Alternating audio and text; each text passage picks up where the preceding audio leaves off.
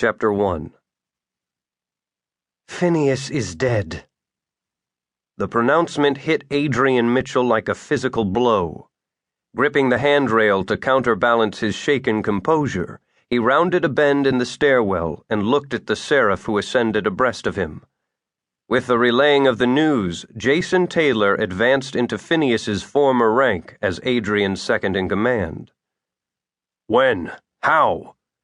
Jason easily kept up with Adrian's inhuman pace as they approached the roof. About an hour ago, it was called in as a vamp attack. No one noticed a vampire within striking distance? How the fuck is that possible? That was my question. I sent Damien to investigate. They reached the last landing. The LYCAN guard in front of them pushed open the heavy metal door, and Adrian slipped sunglasses over his eyes before stepping into the Arizona sunshine.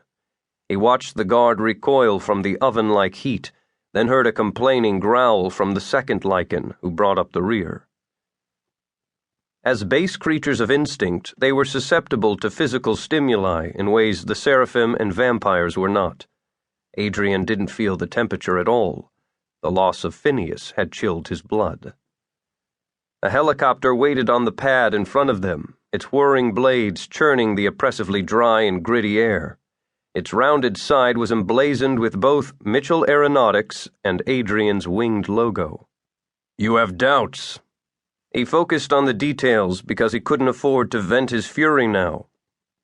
Inside, he was shattered by grief over the loss of his best friend and trusted lieutenant. But as leader of the Sentinels, he couldn't appear diminished in any way. Phineas's death would send ripples through the ranks of his elite unit of Seraphim. The Sentinels would be looking to him for strength and guidance. One of his LYCANS survived the attack. Despite the roar of the aircraft's engine, Jason didn't need to raise his voice to be heard. He also didn't cover his seraph blue eyes, despite the pair of designer shades perched atop his golden head. I find it a bit odd that Phineas was investigating the size of the Navajo Lake pack, then he gets ambushed on the way home and killed. Yet one of his dogs survives to call it in as a vamp assault? Adrian had been utilizing the LYCANS for centuries as both guards for the Sentinels and healer dogs to herd the vampires into designated areas. But recent signs of restlessness among the LYCANS signaled a need for him to reevaluate. They'd been created for the express purpose of serving his unit. If necessary, Adrian would remind them of the pact made by their ancestors. They could have all been turned into soulless, blood-sucking vampires as punishment for their crimes, but he'd spared them in return for their indenture. Although some of the LYCANS believed their debt had been paid by their predecessors, they failed to recognize that this world was made for mortals. They could never live among and alongside humans. Their only place was the one Adrian had made for them. One of his guards ducked low and pushed through the air turbulence created by the helicopter blades. Reaching the aircraft, the LYCAN held the door open. Adrian's power buffered him from the tempest, allowing him to proceed without effort. He looked at Jason.